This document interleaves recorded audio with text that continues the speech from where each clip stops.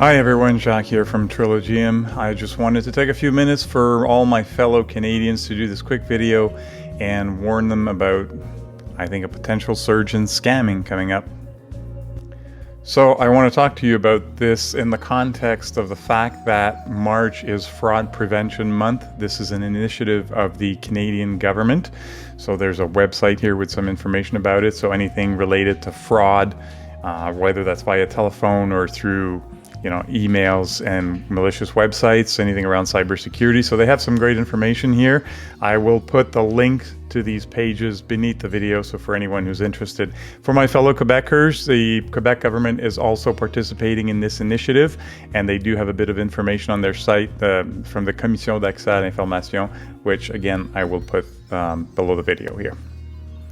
So what exactly is going on? Well, last week, the CRA, the Canada Revenue Agency, announced that they're going to be locking out 800,000 Canadian taxpayers. And there's a reason for this. Anybody who follows cybersecurity news or news in general will remember that last summer of 2020, the CRA experienced a rather serious security breach and a lot of accounts were leaked. What they're doing now is a bit of a preventative measure. What they've done is they've found a lot of emails on what's called the dark web. So when there are security breaches, at LinkedIn or Fitbit or any other huge providers of, information or services, a lot of those email addresses and passwords get sold on what's called the dark web to hackers and pirates who try to do, identity theft and try to scam you. So what they've noticed now is there's a lot of these email addresses that are also being used as email addresses for the accounts for online services for CRA.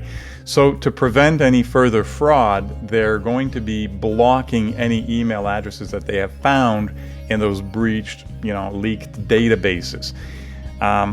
Some experts are saying that it's going a little too far if they don't have the user's password and they haven't tested whether the email and password allows logging, but I think that would be a little tedious for CRA to do. So I'm okay with what they're doing. It's not a great time, obviously. Spring in Canada means tax return time, but it is what it is. There's a bit of information, actually there's quite a bit of information on their own website. Again, the links will be below, on why they're doing this and who's going to be blocked.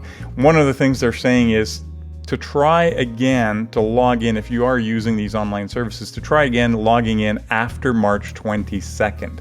So I've already heard stories of people who are being locked out and they're calling CRA and they're waiting 2, 3, 4 hours online to speak to someone.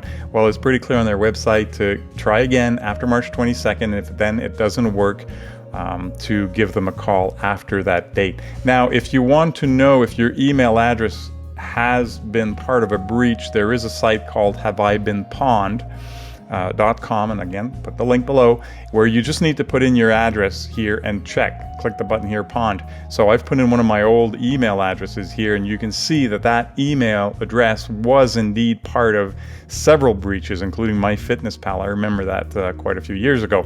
Now, that's not necessarily my fault, not because I don't take good measures to protect my passwords and credentials. It's just, these are services I use, right? I used to use MyFitnessPal, LinkedIn. I have another account where, LinkedIn had a big breach in 2019, and obviously I use LinkedIn. So hence the urgency, or I'm always imploring people to manage their passwords properly, use complex passwords, and very importantly, use different passwords for different sites. But still, it can happen that your email account, passwords, personal information is part of a data breach. So that's all that Revenue Canada is doing.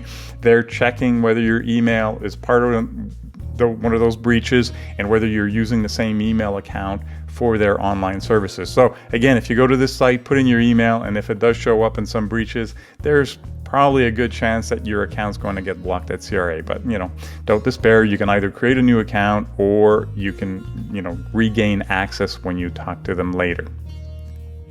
Now, what worries me about this news and what's going on is this. Because Revenue Canada is saying they're going to be reaching out to those people who are affected, I think this is a golden opportunity for pirates and scammers to use all sorts of new tactics. So they may be trying to call people, email people phishing, right? It'll be an email that looks like it's coming from Revenue Canada, and click on this link and please, put your ID and your credentials to reestablish connection to the site, where actually you're being redirected to one of the hackers' websites and you're actually providing them with some very valuable credentials. If there is a possibility that Revenue Canada will be calling people, but a few things to note. They will not be aggressive. They will not threaten you with legal recourse or sending the cops to your door if you don't collaborate. And most importantly, they will not be asking you for any kind of personal information, such as your social insurance number, address, phone numbers, and stuff like that. So be very, very wary over the next couple of months. Stay on top of things. Be careful with emails that look like they may be coming from Revenue Canada. Revenue Canada will not be emailing people. I really don't think so. They would most normally just send, snail mail letter. But the best way will be after March 22nd to maybe reach out to them via phone and reestablish your connection with them. So be very careful. Phone calls, emails, just make sure you don't fall into one of these traps. All right? Take care.